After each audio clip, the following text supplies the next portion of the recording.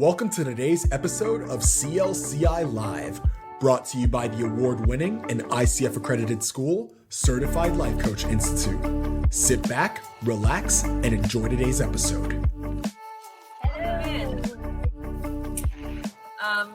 Quickly before we start, those of you out there watching, make sure that you participate in the conversation. We want to hear from you. So we are monitoring comments. And before you even do that, make sure you click that subscribe button.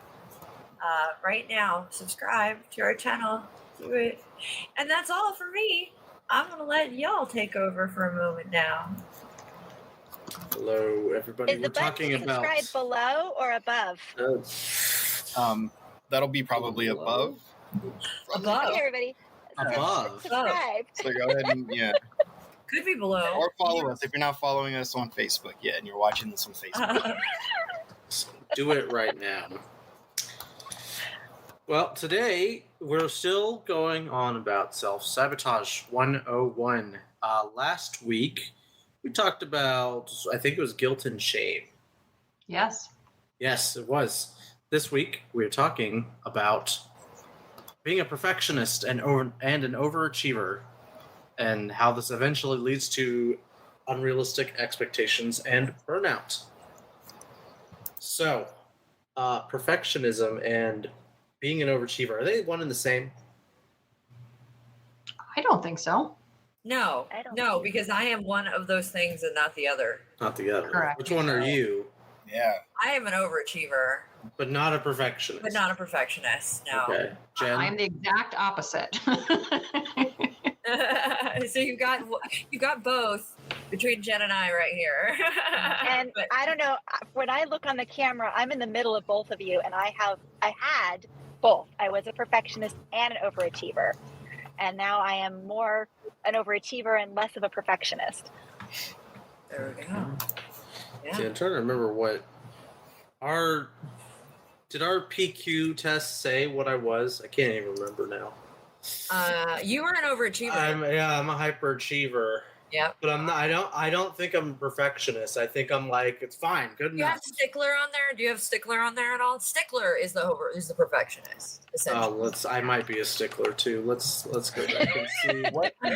What defines an overachiever before you? No, I'm a low stickler. There you Low go. stickler. I know. I'm not a sticky guy. Question for everybody: What defines an overachiever before you even get to? Let's Also, hello, Natalie Gooden. Hello. Yes, everybody participate, ask questions and comments, and interact with us and talk to us. And if you don't know what we're talking about, right, it's PQ, Positive Intelligence. Yeah, we're talking about assessments with Shirzad Sharmin's Positive Intelligence program. So if you're looking for that, find the quiz and do it yourself. Yeah, it's But for it's coaches. very enlightening.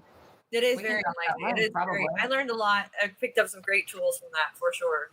So. And I'm not driving, just so everybody knows I'm not driving. I'm not driving, I swear.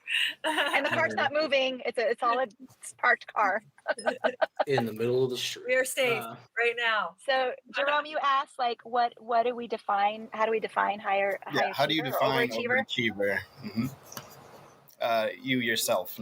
Let's not read dictionary definitions. Just Come on. Okay, fine. No dictionary definition. Well, I just happen to have a dictionary in my glove box. Hold on a second. I don't know. Who wants to go first? I don't know. Well, I live it. So I mean, I'm just somebody who's, I think it kind of comes with like hyperactive where, I like to do, I'm a doer and I like to accomplish and I like to be able to do things. And I'm very driven by, being able to accomplish and being able to achieve and finding out if I can. And sometimes I just do things to see if I can, and that becomes a part of it.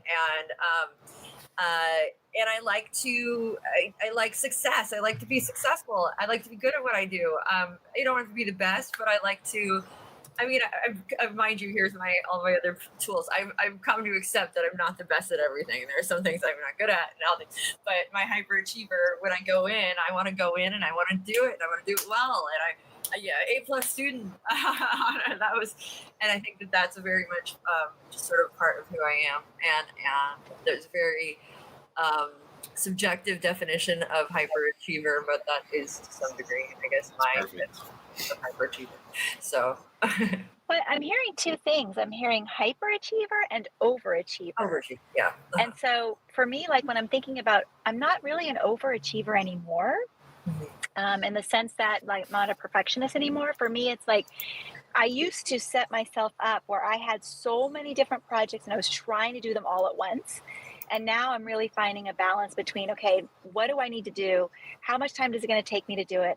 And what's a priority? And so I feel like I've created more balance in that part of me. When I think of overachieving, I feel like I'm taxing myself. I'm depleting myself. When I think of hyperachieving, I feel like, I don't know, maybe they're the same thing, but I feel like part of it is hyperachieving is like I'm reaching for things that I can't do. And then beating myself up because I don't end up doing them, or I don't know how to. But overachieving, I feel like those are tasks that I know I can do, but maybe I have too many of them on my plate. I don't know. Maybe I'm making something different out of these two expressions. No, I like that distinction. Subjective, yeah. Yeah. I think that too. I mean, I think you started to touch on when that perfectionist piece comes into a bit, which is that not feeling like you're being successful at it, not feeling, that those pieces that start to come in. And they do. I mean, there is a distinction. And I mean, I know what the distinction is for myself because I'm not so much a perfectionist, but it creeps in certain ways, right? It's not like a perfectionist, but it's like a do it rightness, which isn't, but it's this part of me that goes, okay, I want to be successful. In order to be successful, certain things have to happen, and have to happen in certain ways sometimes. But it's like there's this system that goes on in me where I'm managing. Okay, it doesn't have to happen the way I do it. It can happen in other ways. We can encourage creativity. We can encourage collaboration. It's okay if things don't happen on my schedule or the way I necessarily need them to do. I think the big part of this, though, and being totally okay with all of these things now, comes with being like not letting go of these perfectionism and hyper, achiever things, and being able to like find my calm and my peace and wanting help and wanting to not do it all myself and as you incorporate, that help and asking for it, you've got to let go of all of that, right? Otherwise you're a micromanager, you're crazy. So I think finding my peace now is more important than the perfectionism, hyperachiever side of me. And I think that that's growth, I guess. I think I've seen this process slowly take place over the course of being with CLCI. From when we first met Brooke and we were working together with CLCI to now, yes. Truth. It's definitely been Anthony and Jerome can both attest to it. Absolutely. Evolution. Yeah. I will not attest to anything. Having 2-3 businesses, producing film, like there was a period where I was like my life working around the clock, and I don't want that anymore. So something you said actually kind of, and I don't know, this is a coaching channel, but something related this like made me think about in our sessions, like having that mindset around achievement. And I know the classes we teach, everyone thinks that they're supposed to start out thinking like you're supposed to have a goal session, right? You're supposed to have an action plan by the end of the session, and that's not always the case. And so as my overachiever or perfectionist wanting to be the best coach and wanting to do it right, I've had to, not attach to that outcome and kind of step back and kind of, it's not my session to be the overachiever in. It's not my session to be the perfectionist in, right? And so I don't know if we're ready to tie this together with coaching, but that's what came to me. 100%. So yeah. Yeah, that's such a good point, Misha, especially in the coaching space. With a new coach, there's that idea of like, am I doing it right? Am I hitting all my marks? And right. Sometimes there's am I doing it good enough, right? It's a good enough practice that ends up creating the most magic in that coaching session, rather than staying attached to, okay, I better hit all these marks. I better make it happen exactly how it's supposed to look, the right way. I mean, what else do we hear? We hear all the time, I want to ask the right question. Yes. I just want to know how to ask the right question. Did I ask the right question? Yeah. And it's this whole black and white thinking. And that right there is that is a perfectionist mentality, right? Black and white thinking is a perfectionist mentality. There's one way to do things, not another way. And so right there, that's a big indication. Let go of the concept of right question. It's what's important is you asked the question. What's important that you were curious. What's important is that you were listening and you were talking. It's not about the right or wrong question. That's another one we get. I don't want to ask the wrong question. Yeah. Like, throw that out. I mean, the wrong question moves the conversation forward in a beautiful way. So I don't know. Can we even say there's wrong questions in coaching? Is that possible? Yeah, I'd say so. I know. Yeah, don't challenge. I can think of a lot of wrong questions to ask, but focusing on like, as long as they're not obviously like wrong questions, they're obscene or just weird. Focusing on like what's the right or wrong question is a way to just like kind of be stuck in a cycle, because I'm sure even up to the MCC level, looking back on coaching sessions, you could be like, oh, I maybe could have asked this in this situation instead, or could have asked this or that, but you're starting to inject your own desires into the coaching session with how you would have liked it to go, rather than, well, what did the client want to talk about? How did they want the session to go? And speaking in this, I think one of the things we've sort of touched on is this overachiever, but what we haven't really talked about is the perfectionist. Like we've defined what that overachiever is. We all know it. It's a workaholic. It's all these things, right, that go into it. Somebody who is driven by achievement and success, which I mean, we all are to some degree. Don't I mean, unless there are people who chase failure, but we'll talk about that later next week, I think. So before we go to that, let's talk about what perfectionism means. What do we mean by perfectionism? Hello, Sue Bowles. Perfectionism is if you're not first, you're last, Ricky Bobby. It's that kind of mindset where, like, if it's not the best, if it's not perfect, it's worthless. It's trash. It's not worth, consideration. It might as well be the worst. If you didn't get the best. Well, it's interesting. I have clients that, because of their perfectionism, they don't even get started. Yes, because they don't think it's going to be good enough. Yeah. Right. I mean, it's like I don't do it. I don't do it. Well, okay, you said you want to do this, and you're not doing it. Well, because I don't think it's going to be good enough. Yeah. And so then they don't even start. I have known people that worked on a website for. I mean, I kind of did it for a long time for my own website, where I just got lost in the sauce with like, just, it's got to be perfect. It's got to be perfect. It's got to be perfect. It's not. No, it doesn't. But that is built in, and then you're stalled, right? What you're describing, I think, is like even worse, Brooke. Like they're not starting at all. Like, I'm not going to bother doing it. But there's also, I'm going to do everything up until the point where I am like ready to launch, and then I don't do it. And you wasted all that effort and time and resources, and you just don't. This is a creative problem. Like for creatives, I mean, it can be, as a painter, right? I would paint and I would sit and I had to teach myself that good enough has to be good enough. Like, because otherwise I could spend the rest of my life working on this painting, working on this drawing, working on this artistic thing, and getting every minute detail. But at some point, it starts to get worse. At some point, you're messing it up, right? It's not, you're not helping it, you're hurting it. And at some point, you have to just go, hey, it's good enough, walk away from it.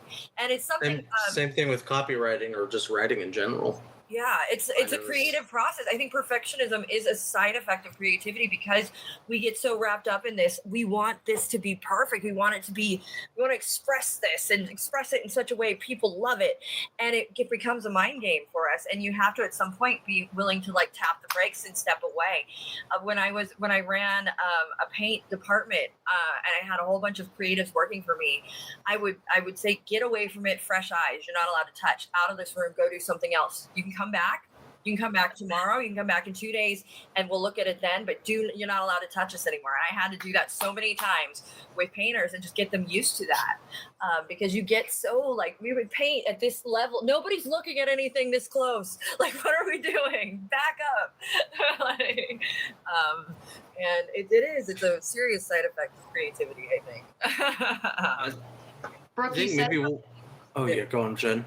You said something in there about if it's perfect, I want it to be perfect because then people will love it. And I think that was an interesting connection there, is like the idea that if we do something perfect, it guarantees love, acceptance, no judgment, all the stuff that we want. Look at that baggage. Look at all that baggage that just came out. Wow. Well, for me, that's what. But that's a coaching moment right there, right? Yeah. I mean, that leads into validation addiction, right? Like we need attention. We need to be validated. It needs to be just right, not just for me, but for everybody else. And really, if it's right and good for everybody else, then it might be okay for me, but probably not. Yeah. Right. It's that external, like we need that external, like, and then, it becomes a thing. And then I think something Jen and I have certainly talked about on this channel is retraining ourselves to internally validate and not seek that external validation all the time. Well, that's why we don't want our clients to get to a place where they want to feel like they're doing it right because of us. Yeah. Right? Because they're going to be perfectionistic and they're going to be hyperachievers. So if we're putting in this aura of like, you do coaching a certain way, you do clienting a certain way, then they're not going to feel that's when they might leave.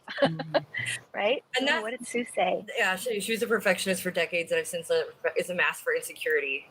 Yep. And that's that's really what it is. It's fear. It's a fear-driven process. Perfectionism is driven by fear, and it's fear of a lot of things.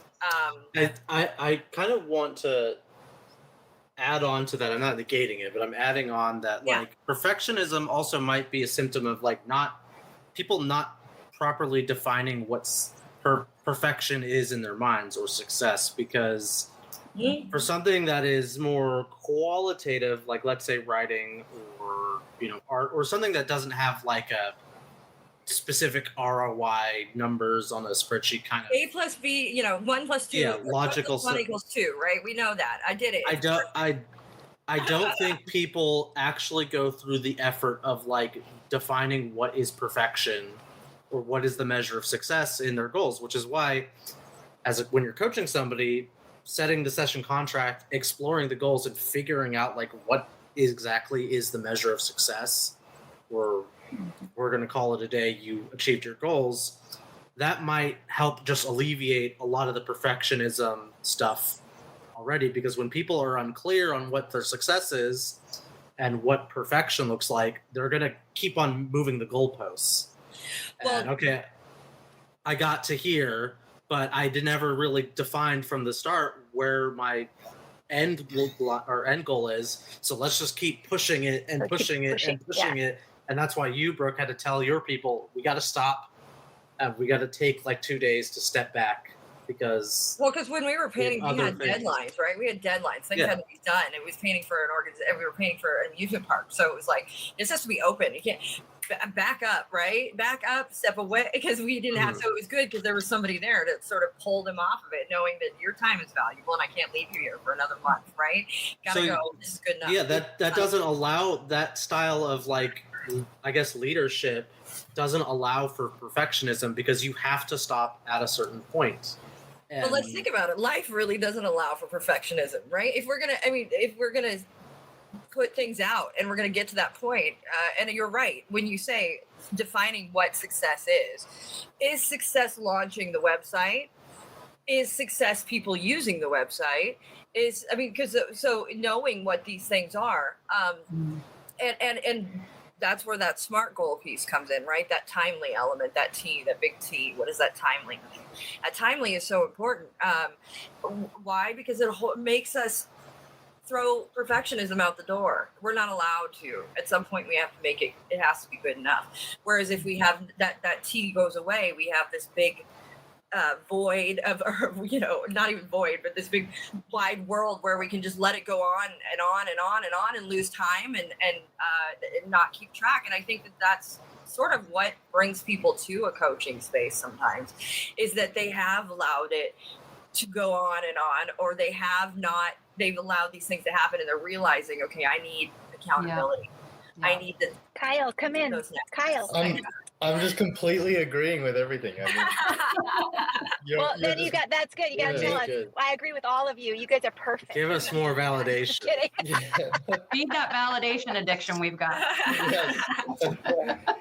I'm also wondering, what about you, Kyle? Doesn't perfectionism sometimes for me on like copywriting, Anthony mentioned, there's also a fear of putting it out there and it getting slammed, or of grammar mistakes, or this doesn't look right to the eye or appeal, and it just kind of gets slammed. So you want to be perfect and going back. Well, we know that our textbooks always have grammar mistakes, and we get slammed for it all the time. That's the funny thing. You would think that there's like one way to do grammar, right? But there's not, right? Sure. Some people use Oxford commas. Some people don't. Well, also, look at it and go, perfect, and then another person will go no, because they structure of grammar. Yeah. This might not be helpful. In the hard way. With perfectionists in general, but at least for writing, like, you can offset the perfectionism onto someone else, which is your editor. Saying, hey, right. You deal with the mental stress of being a perfectionist. I'm just the writer. And isn't that kind of freeing though? Like I love. I think that is helpful. Yeah. I love that idea of being able to just like free flow and get it all out there, and then hand it to somebody and go, okay, make this work. As long as they do. As long as they do, right? Yeah. That's right. And you have an editor. Yeah. And you have the money to get an editor. I will tell you, I'm grateful. Anthony, Jerome, these folks, these two gentlemen in my marketing company were hired for their assistance, for their capabilities, and so that I could do that and then hand things over to them and be like, okay, make it work. And I appreciate them and will forever appreciate them for that. So well, there's also been times where it's like, because there's the rules of grammar, like those need to be perfect if you're going to have a grammatically correct sentence. But I've been in situations where I've worked with people where we're just going in circles about how a sentence should be worded, and 5 out of the 10 suggestions are usable, but everybody's got their own opinion. So at that point, you got to figure out, like, we're arguing about something that's subjective. Let's just make a decision and go forward. And it's 99% of the time never going to matter. Well, I'm going to push back a minute because I don't think it does have to be perfect. And I'm not going to say what I said in a class recently because it upset somebody, but perfectionism is a societal thing. And it's been reinforced for many, many hundreds of years. And honestly, you can put a disclaimer. I receive a lot of emails that say, by the way, if there are typos, please excuse my imperfections. And I think that that's really something that we need to kind of look at. Like, I think, yes, society says it has to look good, it has to be good, it has to be spelled correctly, and we teach that in our class. And at the same time, I think there's a time in this world right now where we have to embrace our imperfection, and we have to give other people permission to be to do things imperfectly, because I do feel that there's research, there's studies that perfection is a trait of a certain kind of society, and I don't nurture that or condone that kind of We're society. Human. So. Right? Where it's like an inhuman expectation. Like it's asking us to be robots, and we're just not robots. And even ChatGPT messes up. Okay. Don't you talk bad about ChatGPT? It's perfect. Oh, I just read an article about that today. Yeah, let's not go there. They're calling it the plagiarism app. Oh well, yeah. Yeah, we'll see. We'll see how that court case shakes out too. So that'll be. Beyond that, though, circling this back into that space of coaching, right? how might we identify overachiever self-sabotage and perfectionism self-sabotage in our clients? So at what point does it become like it interferes with their goals? Well, the first one is, like Misha said, they won't get started. Mm-hmm. So that, I think, comes into play pretty quickly, where they're at with what they're wanting to achieve, and they're not wanting to start, or they're having, all these reasons of why it's hard for them to start. I mean, I think it shows itself pretty quickly sometimes. What do you guys think? Like signs of burnout? I agree. No, signs of perfectionism. I don't know about burnout. I don't know about burnout. Does perfectionism lead to burnout? Oh yeah.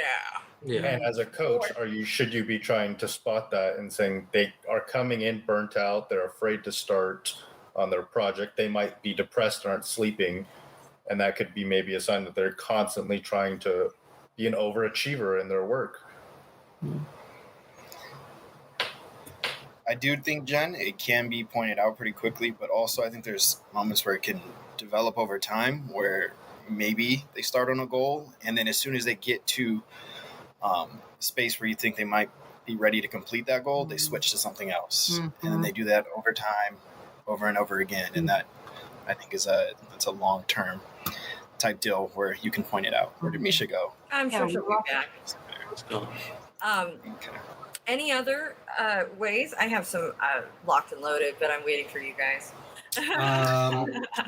Unmet goals are like failed goals, or like they take that very hard. It's like a personal, insult on them and their character, and they. What did we talk about like a few lives ago, or maybe the last live, where it's like, I am a bad person. Mm-hmm. Versus shame. Yes, feelings of shame. Feelings of shame with unmet goals or failed goals. Yeah, a sign of perfection. I think it's What else? I mean, we've talked a little bit. We said black and white thinking, right? That's identifying those. I never do this right. I always do this right. I things like that. Those black and white thinking words that pop forward. I also think with perfectionism comes this really high feeling of self-criticism, right? Like being really hard on themselves for not doing things right, or things not being ready, or things, you know what I mean? I think that they're not very compassionate. I think both the overachiever and the perfectionist is not very good at being empathetic and compassionate to themselves. Yeah. They may be able to do it with other people. I think especially if you're an overachiever, because you have to learn how to manage people and humans. And so you get very good at being compassionate with others, because you know that that's what you need for things to get accomplished, and and that we have to be there, and all these things go through our head, which I start to sound like a sociopath when I say those things. But as an overachiever and somebody who's managed people, you start to learn, okay, these are important things to do. But what happens is you don't extend the same level of understanding and compassion for yourself. Mm-hmm. I think both the hyperachiever and the perfectionist have trouble being compassionate and empathetic for themselves. The perfectionist also could be hard on other people. They could have high expectations of other people. Yes. I demand perfection from other people, and that can easily degrade personal relationships. That's where I abandon the perfectionist thing altogether. When I go, no, totally not a perfectionist there, because that's like, I know I'm excited for other people, and then what they have going on. Jen, I see you percolating. Yeah. What about the idea of even identifying as a perfectionist? Is this helpful to say I'm a perfectionist? Are we going to kind of live into that role more? Is it more sensible to reframe it as I'm a recovering perfectionist, or I'm a reformed perfectionist, I've given it up, or something that? On a practical level, I have gone through hours of Indeed or not, yeah, Indeed, like resumes where like some of them will say I'm a perfectionist. Mhm. I don't like those. Those ones are ones that do not make You're it like, past "Whoop." because it tells me there's gonna be issues of like just getting the work done on time, Mhm. or it does not strike me as a good good personality trait to say I am a perfectionist. It's a red What if flag. they said they're an overachiever? That one maybe not so much, but like I wanted to add this at the beginning when you guys asked me what an overachiever was, but I didn't get an opportunity. But overachiever to me is like a person. It's what you do in substitution of having a personality. It's almost to me saying that I want people to see me and define myself as somebody who has lots of achievements, lots of post-nominals, lots of certifications, and all this other crap that doesn't really give me an insight on like what you're like to work with, what your personality is.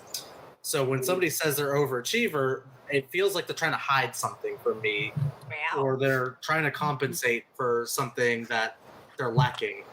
Wow. All personal feelings on when somebody self-identifies that way. Not saying it's true, but like those are the things I kind of watch out for. Okay, hyper rational. Ooh, this is. Yeah. I was thinking this sounds kind of judgmental.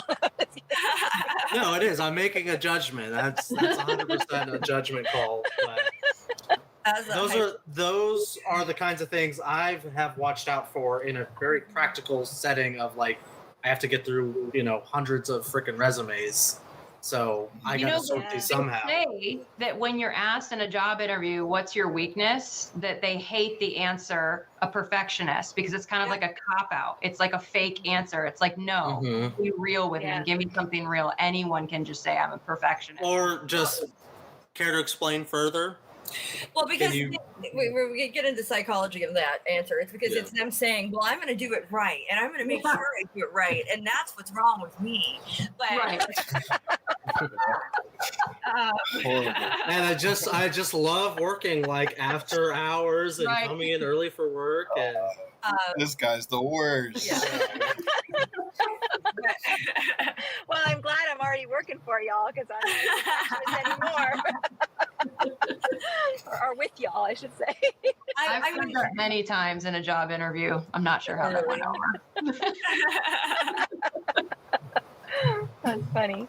I think I one of the things I think too that was a symptom for me as a hyper, like when I was grinding and working all the time and just doing things, was I feel like when I would accomplish things, I was moving to the next thing, like immediately.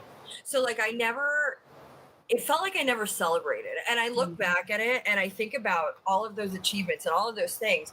But truthfully, I never like sat in them and was like, this is awesome. I did this. It was like I was moving to the next thing. I didn't have time for that. I didn't have time. And it was just this constant grind. Like I felt like I was in a grinder. Like I felt like it was just like next thing, next thing, next thing, next thing. And I never really got to celebrate and sit in my accomplishment and enjoy it and take the time to do that. And I think that could be a big red flag for us as a coach for our clients, them not being willing to enjoy the success and wanting to just go on to the next thing and not being willing to sit and not being willing. But like that, I think it's a subtler way where, because as a coach, we could get really into that, right? Okay, yeah, let's move on to the next thing. But I think it's a subtle symptom of somebody who's hyper achieving and who isn't actually taking the time to sit and enjoy and appreciate their accomplishments, and instead are working really themselves to the bone. I think it's come up in other ways as well. But yeah, this is really important because I know even just in the most recent class that I taught, people were talking about goals, and somebody I witnessed a session where somebody was sharing an accomplishment, and the other person said, "It's really exciting," and that's the moment where instead say, how does it feel to you that you've accomplished this? Because as soon as we jump in with, that's really exciting, it's about us, right? And allowing our clients that space and time to marinate and really kind of go, wow, it feels really good. Or, I don't know what I'm going to do with myself now because it's done. right? And let the client really go into that space instead of taking them into the, oh, that's exciting, so yeah, that just kind of came up for me as you were saying that, Brooke.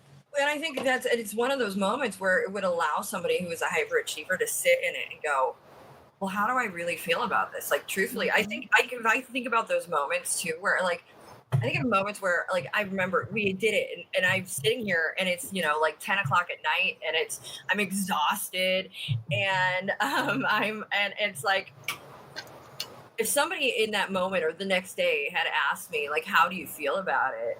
How do you feel about that success?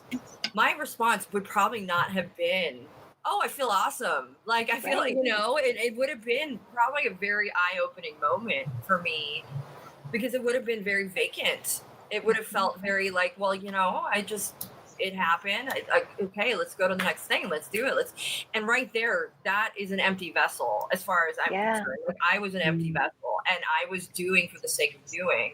And I think maybe this is Anthony, that goes towards Anthony's point.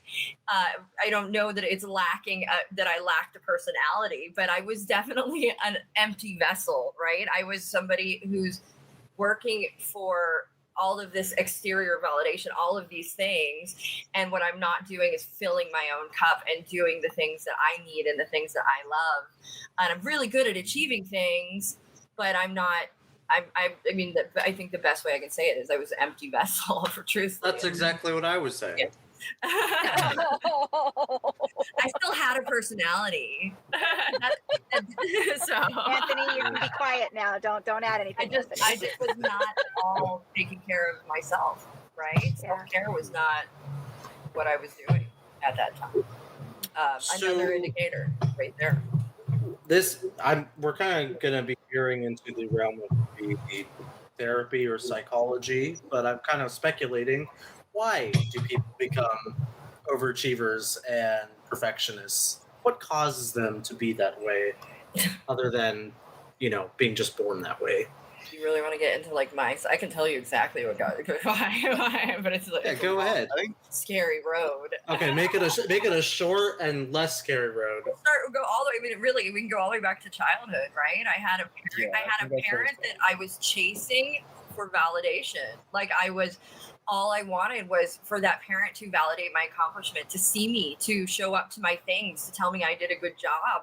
And I was constantly seeking that approval and success. And the only way that I could even get a glimmer of it was if I achieved something, right? If I got A's, if I got those things, I would get a little bit of that feedback. But truthfully, she was the same person, right? She's an overachiever. She's off. She was making her business run. She was building $1 million business. And here I am, a kid just wanting my mom, right?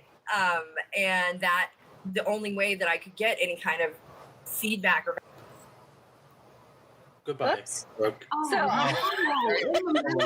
She'll be back. No, there she is. There she is. But yeah, the only way I could was by mini achievements, those little things, those little successes, and even still, most of the time I didn't even get that, and so that carries into adulthood, right? And finding out, it feeds it too, right? If you're not getting it here, but I'm getting it from my teachers, at least they think I'm doing a good job. At least my dad, and so it becomes, okay, I'm good at this. I can be good at this. When I'm good at this, I get that pat on that back, that feeling of love and validation that I don't otherwise get. I also think, and I don't think this, I don't think this has to be a therapy kind of fear of going in the past. Like, our society in the United States anyways, and I think even around the globe, is set up this way, where especially in the United States, it's a capitalist society. It's like, you got to get things done. You got to strike it rich, right? And it's like, you got to go, whoops, she's gone again. You got to come from here and you got to get there. And so, and it's nonstop, right? And if you're not working hard, you're not pulling yourself up by the bootstraps and getting on in there, then you're not doing what you're expected to in life. And so I think that it's not just our own parents. A lot of people say it's their parents, but I think it definitely also has to do with our society. I mean, I remember watching TV and even sitcoms and other shows where people had to excel. They had to get to the next level. And so I felt like, well, if I want to be a famous person, which I don't really care about that but now. But it's true. Like how we I mean, that's a big part of our culture and everything. And the capitalist society is we measure success. I mean, the concept of success is born out of success. And if you want to be in a success, if that's what you want, you have to do these things, and it becomes this grindy thing. I think we even get to the point, those of us who are in it, right, where you start to resent the people who look like they can take it easy and like relax, like, well, they should be working more. Your value's in working. This brings up something that this brings up something that was shared internally. Sam, our facilitator, shared an article. Jen, I know, disliked the article greatly. But it's the premise, the core thesis of that article, which I got, was that life coaching tends to attract and maybe sometimes facilitate the kinds of people who culturally want to overachieve or want to, I have to be successful, I have to have goals and meet those goals and move on to the next goals. What are your guys' thoughts on that? That, for one, life coaching attracts those people, and two, life coaching might even encourage those behaviors of perfectionism or I have a whole overachieving. Wait, I don't think I understand the question. Are you talking about life coaching as in the clients that come to life coaching, or the people that become life coaches? The clients that come to life coaching. Okay. The clients that come. So you're saying that the career of life coaching attracts clients who are wanting to overachieve and Yes, that was the premise of an article that was shared by Sam, which we're not going to share here, but part of it I found intriguing and a bit persuasive, and I was wondering what your guys' thoughts on that was in terms of overachieving clients and perfectionist clients. I think that our clients that relies a lot on marketing and how we're marketing and who we're marketing to and what we're marketing to them about, right? Yeah. Okay, so let's says the marketing trainer. Okay, now, go ahead. turning that button off. Now that I've said that and gotten that out of my system, right? Let's take a moment and I could see where that thought would come from, and I could see how getting somebody in the door. Right. We're ultimately, one of the things we teach is a job to be done. There's something that your client is coming in there to want to accomplish, probably, and that's why they're going to fork out money and hand you money, whatever that may be. And it could be a number of things. I don't know if it has to do with high achieving or not. I think that if they're coming through the door with something that's very surface, like I want X, Y, or Z, what happens behind the doors and that happens through the process is something that moves them from that very surface beginning initial desire to something that is transformative and something that ends up being much deeper and much more powerful than what they maybe initially walked through the door for you on. So even if it were the case that people are coming to us because they want this overachiever, I think that any coach that's worth their salt is going to be able to identify those toxic and sabotaging behaviors and ask questions that will help that client open up and get out of that. If the client is worth their salt, and I'm going to define that as ICF, well, coach, the coach is worth their salt. I'm going to define that as coaching. Because as coaching. ICF, I'm defining that as ICF trained coaches. The coaches who may be less than worth their salt is all the other coaches. ICF trained coaches who are using their training. Yes. And utilizing that practice and knowing that what we do is something that is much more powerful when we allow it to be. So I'm actually surprised. I'm not surprised that there would be overachievers, perfectionists that come into life coaching. I think our world is full of overachievers and of perfectionists. And I know, like, for me, for one, I don't necessarily like overachieving can be, or being an achiever can be like a personal goal. Like, I want to be the better version of myself every day. I want to show up as a more compassionate, loving, caring, kind human every day. And the more I can do that, the happier I am. And sometimes I need a coach or a mentor to help me see what that is. But I think that every single profession, whether it's therapy, whether it's consultants, whether it's mentors, whether it's coaching, whether it's, medical, whether it's education, I think every single person is coming in because they want something different. And most of the time it's because they want to move from where they are to where they're not. And so I don't know that can be labeled as overachieving or perfectionism all the time. It's just that somebody's not happy where they are and they want to be somewhere else.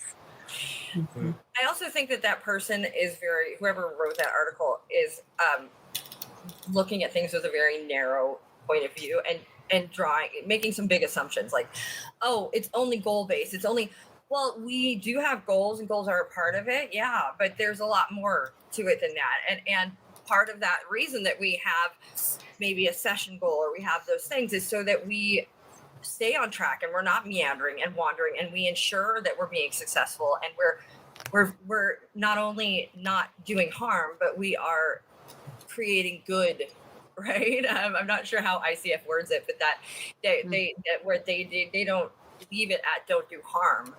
They take it to the next level, which is to make better, to improve.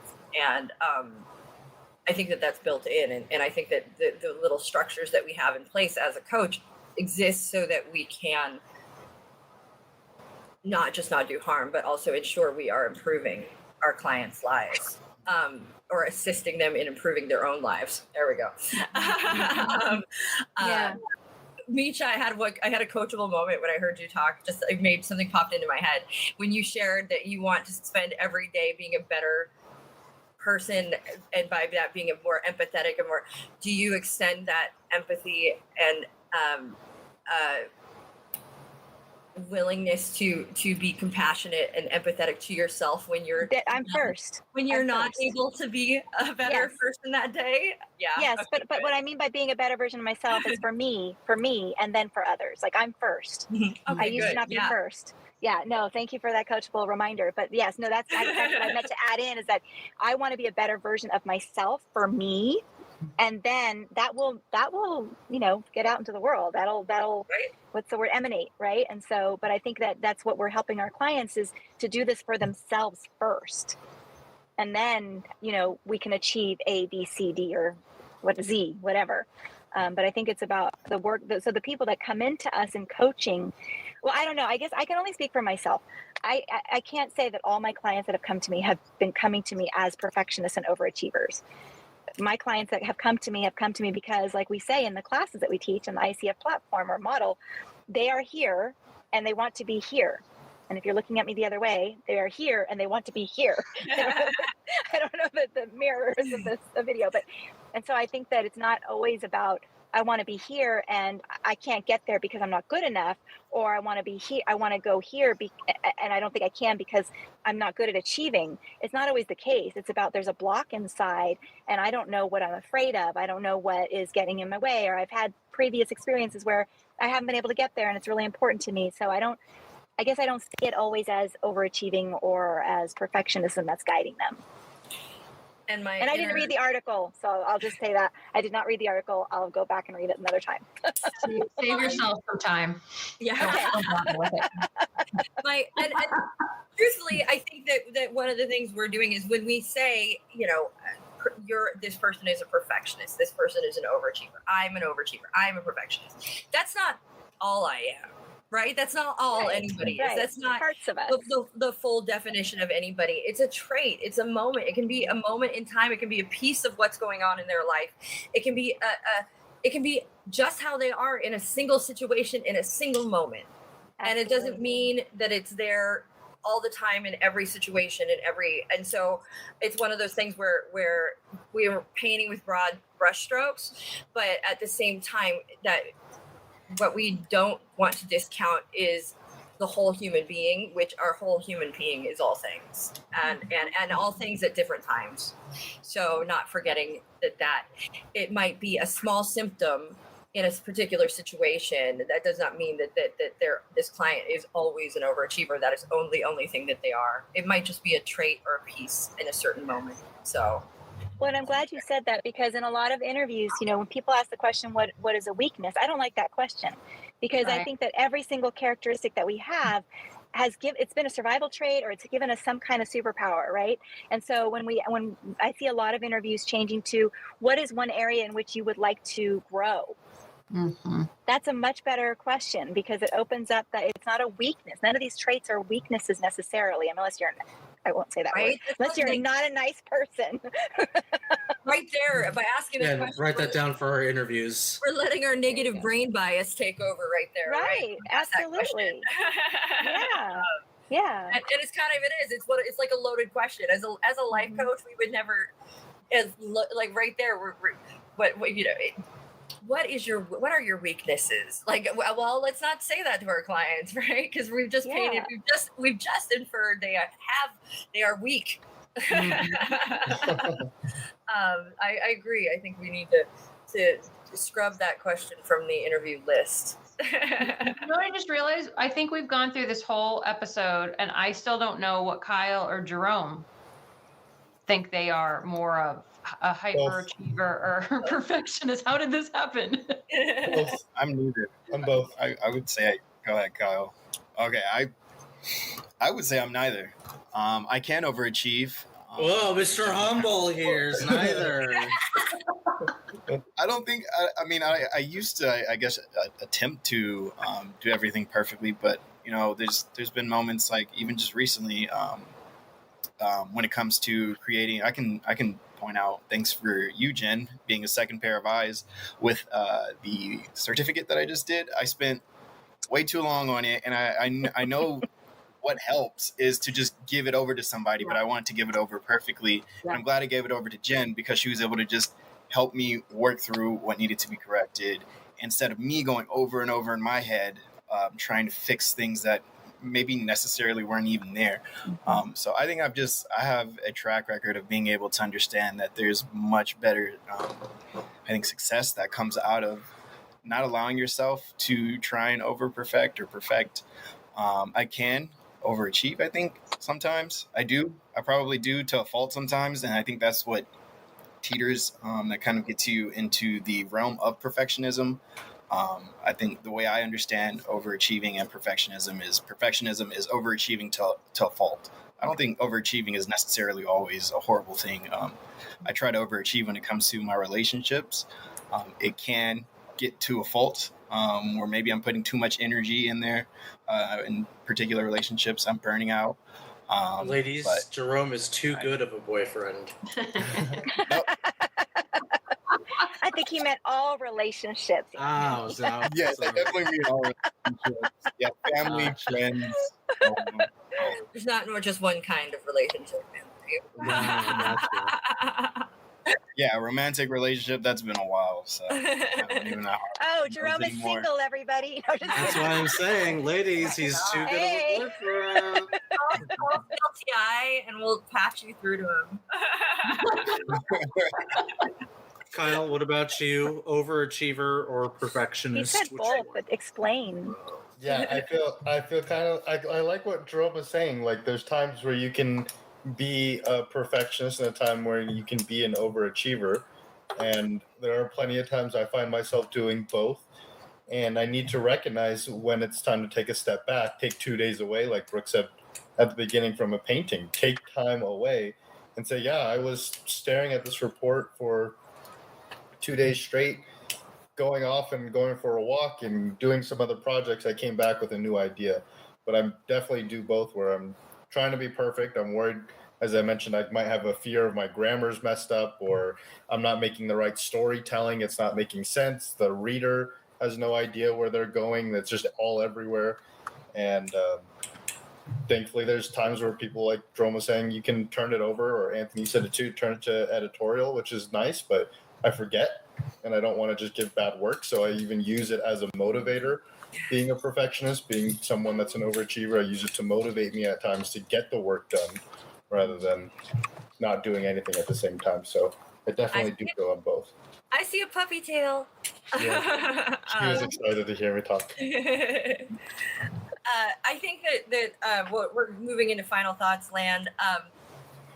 One of the things that's coming forward as everybody's sharing is it's a resonating theme throughout this entire self-sabotage, that what we've been doing is don't do it alone. Like self-sabotage having to work with That sounds weird.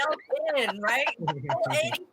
Show and get somebody else in there, right? To sabotage too. Yeah, right. Somebody that's gonna co-sign your bullshit. Okay, don't get somebody that's gonna co-sign your bullshit. Not find someone that will look at it and go, "No, this is good enough. No, stop it. Snap out of it." And this has sort of been a resonating thing. Is we can really drag things out and get the wheels going in here and let the crazy run wild with us. But it's sometimes as simple as just, hey, talking to somebody about what's going on can really just reframe the whole thing and get you out of your self-sabotages, whatever they might be. And the other thing that I love, it's a technique. It's one we use.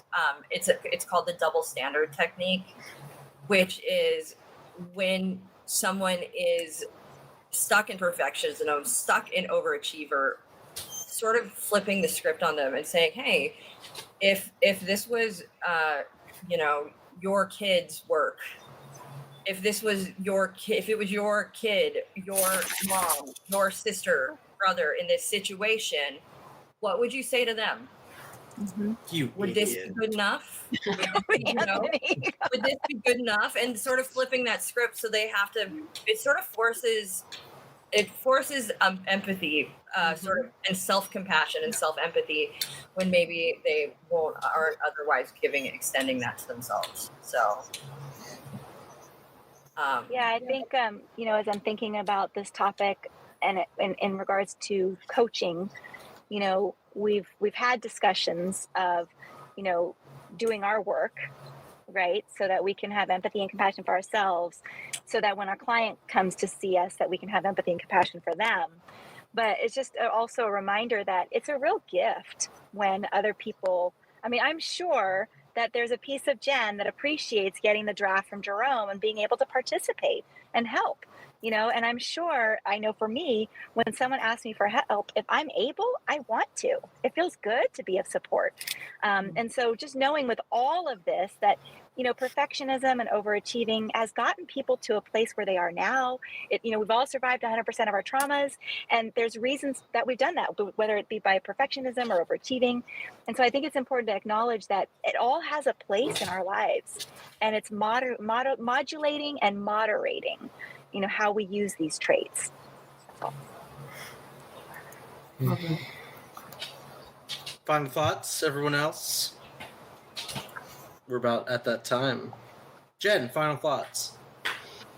I don't really know. Okay. All right, Brooke, final thoughts. She just gave them. I did my final thought. Yeah, Jerome, final thoughts. We're tagged. Okay, actually, so I spent time making these graphics, so let's squeeze them in right here at the end. So we pretty much covered all of these, but just for anyone looking for a concise help when it comes to overcoming perfectionism, I just put down a few different graphics here where, again, we kind of briefly went over, I think, each of these. So we'll leave you guys with these 3 different things that you can potentially help yourself when it comes to overcoming perfectionism. Where are they? Find something other than the perfect result to drive you. So there can be an instance where, again, let's go back to maybe with Jen, when I handed her over the draft, instead of making that result perfect for yourself, understand that it needs to get done for other people. It needs to get done not just for your own sake of feeling fulfilled that you did something properly, but for the fact that in this particular scenario that people need their certificates. So that'll be coming up, and it needed to be completed. So enlisting help, which we definitely spoke about a lot, is something that I should definitely look into, because it's nice to have somebody on your side to let you know that it is okay. What you just did there, it's fine. It'll work out. You can put it. And then, honestly, understanding that making mistakes are a part of the process. And celebrate them. Mistakes make it better. Mistakes make it better. Mistakes make it better. It's mistakes make it work better. Fail forward. That's right. all you've done Got is it, Kyle. found a way to make it better. That's awesome. So Yes. Mistakes are a natural part of our existence, and we have to celebrate them and accept that they're going to move us forward. Yeah. Kyle, Kyle? final thoughts? I'm glad I'm not alone. Yeah. This was a fun conversation. Thank you all. fantastic. Anthony, final thoughts? I'll revisit kind of the points I made earlier. If you are self-interrogating and figuring out how to overcome your perfectionism, someone yawned. It's a my dog. Dog's yawned. It's pee-pee time. If you're finding out how to solve that, if you're a perfectionist, figure out what the actual measure of success is. And the dog's yawning again. If you're an overachiever, figure out why you're trying to overachieve, what it is you're actually trying to achieve as your goal. And once you put up these sort of boundaries, you might be able to, start working on maybe overachieving and perfectionism. And that'll be it. Next week, we're talking, Brooke, you had something? By the way, my concern was that you were going to say that if you're an overachiever, you were lacking a personality. That's more of like a personal opinion, not like a takeaway. Wait, But yeah, next. hold on. I have a perfectionist moment. Yes, you caught it. Yeah, I don't know how that happened. Sorry. That's good. It's next. Look at that. There was 2 eyes certified. Yeah, everybody going to the wrong site.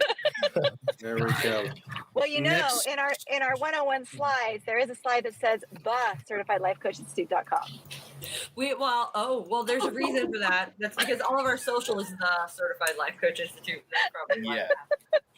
You're welcome. You know Nat. what? Thank you for watching. Thanks, everybody. Tune in next week for our next week. We are doing, what is our topic? Beyond the pleasure principle, why you want to fail. Why you want to fail. So yes, basically Yes. we're talking about what motivates being motivated by pleasure or failure, a little bit some hedonistic principles in there. So that'll be a fun discussion. It's our final week of self-sabotage next week. So even though there's so much more we could do, we're gonna have to revisit at some point. Yeah. Maybe we should just try to fail on purpose. Okay. Bye, everybody. Hey everyone, thanks for tuning in to today's episode. Once again, this is brought to you by Certified Life Coach Institute. We're an ICF accredited school who certifies our life coaches in 3-day online intensive courses. In addition to other podcast episodes, feel free to check us out every Tuesday at 4:00 p.m. Pacific Standard Time on YouTube or Facebook for our CLCI Lives, where we get together and discuss various topics that are centered around sharpening your skills so you can become a better certified life coach. For more information, feel free to visit us at certifiedlifecoachinstitute.com. Until next time, be well.